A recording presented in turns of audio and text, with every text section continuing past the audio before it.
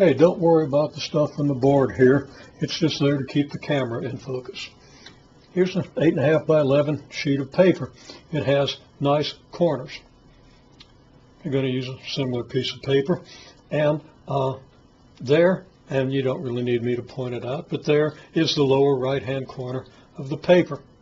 And you're asked to mark a couple of points.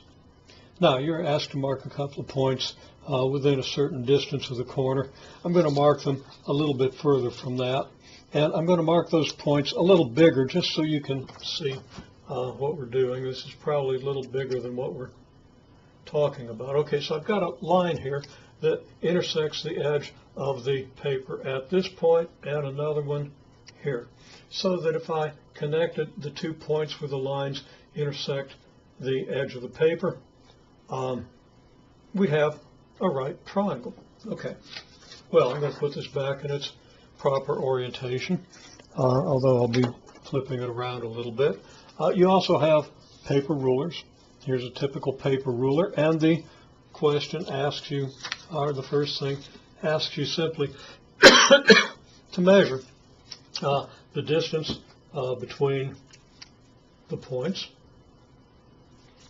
the distance between this point and the corner, the distance between this point and the corner. Easily done. Now you have paper rulers in various levels of reduction. You probably can't see much of anything here because of the way the light interacts with the camera. But you have those rulers and you can easily see them.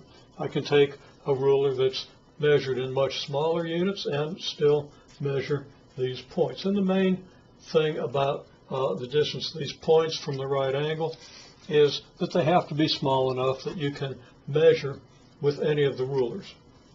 So you can measure the longest distance, which is the distance directly between the 2 points, with any of the rulers.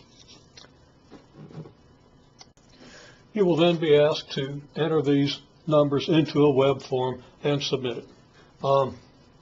The numbers here, and if I get to the right point here, apparently the light off of my shirt interacts with the camera in such a way that these numbers become a little more visible. I've got numbers 22.97, 18.46, 13.71, and CMD. Okay, I'll explain the CMD in class when you have your hands on the rulers.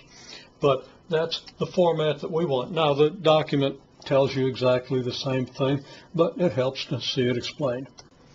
You'll also do the same thing with you're going to do the same thing with 4 different rulers, 4 different copies of the same ruler.